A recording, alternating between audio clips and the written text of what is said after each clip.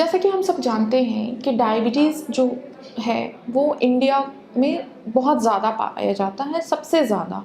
इसीलिए इंडिया को diabetic capital भी कहा जाता है। टाइप 1 डायबिटीज़ के पेशेंट अगर उस ग्रुप में आते हैं तो सबसे पहले हम लोग उनको पूरी हिस्ट्री लेते हैं और उनकी हिस्ट्री में हम लोग ये पूछेंगे कि फैमिली पॉजिटिव है कि नहीं है। फिर हम लोग बहुत सारे इन्वेस्टिगेशंस करवाते हैं, ब्लड रिलेटेड इन्वेस्टिगेशंस करवाते हैं, ऑप्थेल्मोलॉजिकल इन्वेस्टिगेशंस करवाते हैं और फिर उससे हम लोग कैटेगराइज करते हैं। पहली बार अगर कोई पेशेंट आ रहा है टाइप 2 डायबिटीज़ मेलाइटस का, उसके पास में हिस्ट्री होगा कि उसके फादर या ग्रैंडफादर या फिर mother grand father of maternal origin में भी कहीं ना कहीं डायबिटीज़ की हिस्ट्री मिलती है। उसके बाद पेशेंट में अमूमन क्या सिम्टम्स देखा जाता है, ओवर ईटिंग होगा, पेशेंट बहुत ज़्यादा पानी पिएंगे, थर्स्ट की फीलिंग आएगी, यूरिनेशन की फ्रिक्वेंसी बढ़ जाएगी और जब हम लोग इन्वेस्टिगेट करते हैं तो ब्लड शुगर काफ़ी हाई होता है। बहुत बार पेशेंट हमारे पास पहली बार तब आते हैं जब वो किसी कॉम्प्लिकेशंस लाइक डायबिटिक कीटोएसिडोसिस लेके प्रेजेंट करते हैं या फिर हाइपरओस्मोलर लेके कीटोटिक एसिडोसिस लेके प्रेजेंट करते हैं।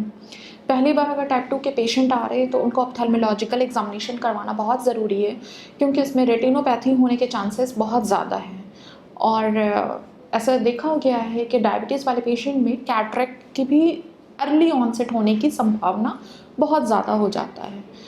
फिर आते हैं ट्रीटमेंट पे। ऐसा सुनते हैं कि मतलब टाइप 1 डायबिटीज़ मेलाइटस के लिए हम लोग जनरली इंसुलिन पे ही रिलाई करते हैं, बट ऐसा नहीं है। बहुत सारी ऐसी भी मेडिकेशंस आ गई है जो हम टाइप 1 डायबिटीज़ मेलाइटस पे भी हम लोग यूज़ करते हैं। और जहाँ तक टाइप 2 डायबिटीज़ मेलाइटस का सवाल है तो हम लोग पहले स्टार्ट करेंगे अगर उनका blood sugar just above the higher normal है तो हम लोग पहले उनको मेडिकेशन से पहले हम लोग लाइफस्टाइल मॉडिफिकेशन पे ध्यान देते हैं। लाइफस्टाइल मॉडिफिकेशंस में हम लोग उनको सिंपल कार्बोहाइड्रेट्स ये सारी चीज़ें मना करेंगे, फैटी फूड के लिए मना करते हैं, एक्सरसाइज योगा इन सब के लिए इनकरेज करते हैं।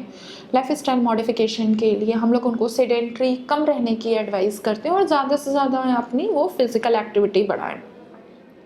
अगर ये सब चीज़ हो गया उसके बाद भी आपका ब्लड शुगर कंट्रोल नहीं हो पा रहा है तो फिर हम लोग उनको मेडिकेशंस पे पहले हम लोग सिंगल मेडिकेशंस पे डालते हैं। अगर उससे कंट्रोल नहीं हुआ तो हम लोग फिर 2 और 3 ऐड ऑन करते चले जाते हैं।